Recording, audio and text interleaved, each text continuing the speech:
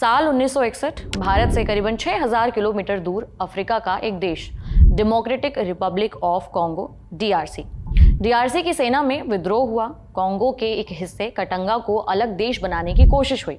हाल इतने बिगड़े कि कॉन्गो के प्रधानमंत्री की भी हत्या कर दी गई। बिगड़ते हालात और खून खराबे के बीच यहाँ दूसरे देशों की सेनाएं उतरी। इन्हीं में से एक थी भारत की गोरखा बटालियन की एक यूनिट। दिसंबर 1961 कैप्टन गुरबचन सिंह सलारिया के नेतृत्व में गोरखा बटालियन के 16 जवानों को एक काम सौंपा गया, एयरफील्ड के पास लगे ब्लॉकेड क्लियर करने का। दुश्मन की ज्यादा तादाद थी, फिर भी कैप्टन सलारिया ने लड़ने का फैसला किया। गोलीबारी, मोर्टार, यहाँ तक कि खुखरी से लड़ाई की। दुश्मन तो भाग निकला, लेकिन कैप्टन साहब को गले में गोली लग गई और वो शहीद हो गए। लेकिन उनके योगदान के लिए बाद में भारत सरकार ने उन्हें परमवीर चक्र से नवाजा। आपके मन में ये सवाल उठ सकता है कि भारतीय सैनिक किसी दूसरे देश में भारत के बजाय किसी और के लिए लड़ाई क्यों कर रहे थे। असल में ये संयुक्त राष्ट्र का पीस कीपिंग मिशन था। सिर्फ कैप्टन सलारिया ही नहीं, संयुक्त राष्ट्र के पीस कीपिंग मिशन में करीबन 179 भारतीय सैनिक अपनी जान गंवा चुके हैं। मई 2024 में भी भारत के रिटायर्ड कर्नल वैभव अनिल काले को भी गाजा पट्टी में इसी तरह के एक मिशन में अपनी जान गंवानी पड़ी थी। 28 सितंबर को हिजबुल्लाह के चीफ की मौत के बाद इजरायल और लेबनान के बीच तनाव बढ़ गया है। इजरायल लेबनान बॉर्डर पर तकरीबन 120 किलोमीटर की ब्लू लाइन पर संयुक्त राष्ट्र की पीस कीपिंग फोर्स में अटैच्ड 600 भारतीय सैनिक तैनात हैं। आखिर क्या है ये संयुक्त राष्ट्र की पीस कीपिंग फोर्स? इसकी स्थापना कैसे हुई? नमस्कार, मेरा नाम है उपासना और आप देख रहे हैं जटिलता का विलोम और सरलता का पर्यायवाची आसान भाषा में। पीस कीपिंग फोर्स का शाब्दिक तर्जुमा है शांति रक्षक सेना, यानी ऐसी सेना जो किसी हिंसाग्रस्त इलाके में शांति स्थापित करने में मदद करती है। पीस कीपिंग फोर्स का इस्तेमाल क्यों किया जाता है? शांति समझौतों को मॉनिटर करने के लिए, शांति समझौते को लागू कराने में मदद करने के लिए, विवादित इलाकों में अंतर्राष्ट्रीय कानून का पालन कराने के लिए, शांतिपूर्ण चुनाव में मदद कराने के लिए। आमतौर पर इन परिस्थितियों में पीस कीपिंग फोर्स की तैनाती की जाती है, मगर उनका दायरा सिर्फ यहीं तक सीमित नहीं है। इनका मकसद देश, काल और परिस्थिति के हिसाब से बदलता रहता है। इंटरनेशनल लॉ के हिसाब से पीस कीपिंग फोर्स न्यूट्रल होती हैं, वो किसी का पक्ष नहीं लेती। इसके अलावा उन्हें युद्धग्रस्त इलाकों में आम नागरिकों जैसे अधिकार मिले होते हैं, यानी पीस कीपिंग फोर्स पर हमले को वॉर क्राइम माना जा सकता है। एक धारणा यह है कि पीस कीपिंग फोर्स सिर्फ यूनाइटेड नेशंस के पास है, जबकि ऐसा नहीं है। NATO, European union, African union के पास भी अपनी पीस कीपिंग फोर्स है, लेकिन सबसे ज्यादा प्रभावशाली और ताकतवर फोर्स यूएन की है। इनमें उन देशों के सैनिक काम करते हैं जो देश संयुक्त राष्ट्र में शामिल हैं। देशों के सैनिक अपनी सेना की यूनिफॉर्म पहनते हैं, साथ में लगाना होता है एक नीला कैप, जैकेट और बिल्ला। साल 1945 बहुत सारी मौतों के बाद दूसरा विश्व युद्ध खत्म हुआ। जीतने वाले देश एक नए संगठन की बुनियाद रख रहे थे, एक ऐसा संगठन जिसमें दुनिया के अधिकतर देश शामिल हों, जो उन देशों के बीच सामंजस्य बैठाकर रखें। ऐसा संगठन क्यों बनाना था? ताकि फिर एक विश्व युद्ध ना हो। इस तरह अक्टूबर 1945 में यूनाइटेड नेशंस यानी कि संयुक्त राष्ट्र अस्तित्व में आया। यूएन को सारी समस्याओं का हल माना जा रहा था, लेकिन दुनिया इतनी भी उदार नहीं थी। दूसरे विश्व युद्ध के तुरंत बाद दुनिया दो ध्रुवों में बंट गई। सोवियत संघ और अमेरिका में तकरार शुरू हो चुकी थी। कोल्ड वॉर का चैप्टर खुल चुका था। इसी समय दुनिया के अलग अलग हिस्सों में देश औपनिवेशिक शासन से आजाद हो रहे थे। इस नए निर्माण में विध्वंस भी शामिल था। देशों की आजादी के साथ सीमाई विवादों का दायरा बढ़ रहा था। मसलन 15 अगस्त 1947 को भारत को आजादी हासिल हुई, साथ में बंटवारे का दंश भी। भारत के दो हिस्से हो गए, भारत और पाकिस्तान। पाकिस्तान की नीयत में खोट थी, उसने अपने सैनिकों को कबीलाई लड़ाकों के भीष में जम्मू कश्मीर में उतार दिया। भारत ने उसका जवाब दिया। दूसरा बड़ा घटनाक्रम मिडिल ईस्ट में घटा। मई 1948 में इजराइल की स्थापना हुई और स्थापना के एक दिन बाद ही अरब देशों ने इजराइल पर हमला कर दिया। ये अरब देश फिलिस्तीन के साथ खड़े थे। ये इजराइल के ऑक्यूपेशन यानी कब्जा करने का विरोध करते रहे थे। उस समय यूएन ने कश्मीर और फिलिस्तीन में ऑब्जर्वर्स की एक टीम भेजी। ये औपचारिक तौर पर पीस कीपिंग फोर्स नहीं थी। इनका काम दोनों पक्षों में समझौता होने तक बफर जोन क्रिएट करना और शांति समझौते पर नजर रखना था। ये अलग बात है कि दोनों समस्याएं आज तक बरकरार हैं। यूएन के कागजों और लिखा पढ़ी में पीस कीपिंग फोर्स जैसी किसी चीज का कोई जिक्र नहीं था।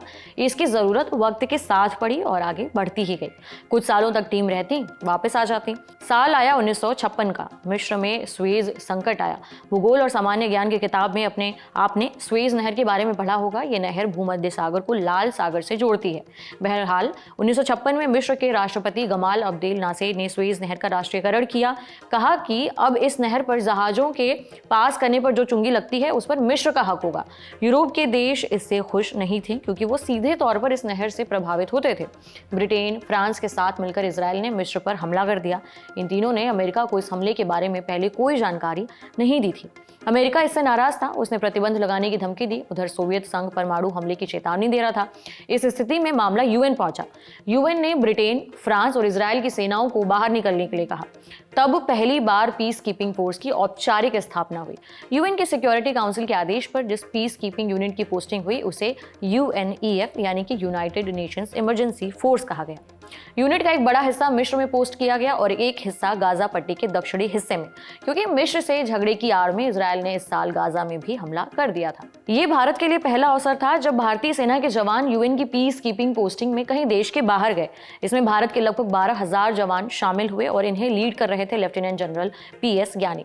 पीस कीपिंग फोर्स के जवान तब तक मोर्चे पर डटे रहे जब तक हमला करने वाली तमाम फोर्स और यूनिट्स बाहर नहीं निकल गई।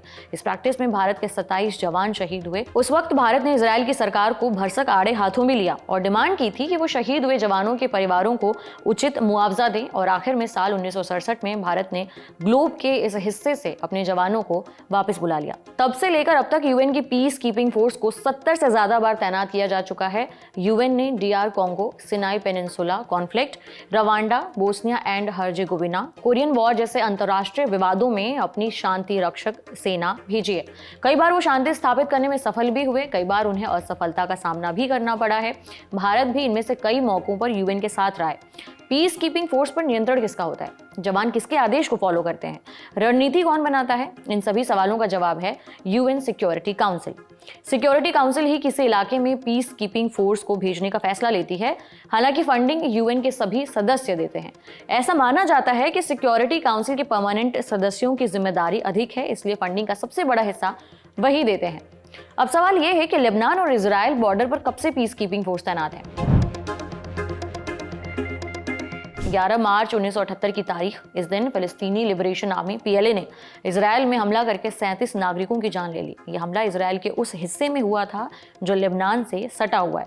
इजराइल ने भी पलटकर हमला किया। इजराइल डिफेंस फोर्स यानी कि आईडीएफ के लड़ाके फिलिस्तीन के परंपरागत इलाकों जैसे कि गाजा पट्टी या वेस्ट बैंक नहीं गए।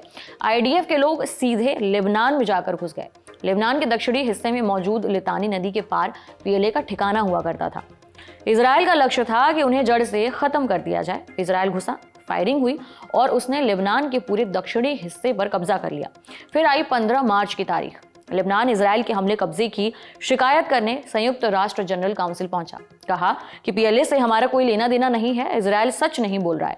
19 मार्च को संयुक्त राष्ट्र की जनरल काउंसिल ने एक रिजोल्यूशन पारित किया और इजराइल से कहा कि वो लेबनान के हिस्सों से अपनी फौज वापस खींच ले, कब्जा के इलाकों को तुरंत फ्री करे और युद्ध रोक दे। इजराइल ने यह बात मानने में देर लगा दी।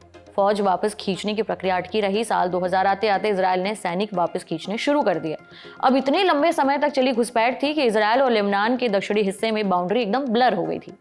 सीमा विवाद शुरू हुआ तो अब फिर से बाउंड्री खींचने की बारी थी। यूएन ने इस काम के लिए दोनों देशों को बुलाया, लेकिन लेबनान ने बॉर्डर खींचने की कार्रवाई में हिस्सा लेने से मना कर दिया।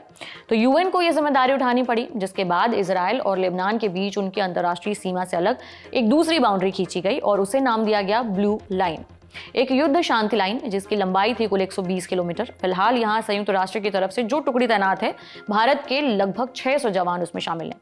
भारत के अलावा इटली, फ्रांस, स्पेन, तुर्की, चीन, घाना जैसे देशों के सैनिक भी वहां देखने को मिलेंगे। इन सैनिकों की सुरक्षा को लेकर चिंता बनी हुई है। एक संस्थान है centre for joint warfare studies CENJOWS, जो डिफेंस मिनिस्ट्री के अधीन काम करता है। इसके महानिदेशक major general Ashok Kumar retired, उन्होंने इंडिया टुडे के साथ इस विषय पर बात की और बताया कि हमारे सैनिकों की सुरक्षा सर्वोपरि है। भारत उस क्षेत्र से अपने सैनिकों की वापसी पर एक तरफा फैसला नहीं ले सकता है, लेकिन वो उनकी भलाई सुनिश्चित करने के लिए अपने तैनात बलों के साथ लगातार संपर्क में रहता है। आगे इस मामले में जो भी होगा उसे लेकर आपके सामने हम फिर से पेश होते रहेंगे। बहरहाल आज के आसान भाषा में यहीं तक। इसे लिखा था हमारे साथी सिद्धांत और अविराज ने। बाकी देखते रहिए दी लल्लन टॉप। शुक्रिया।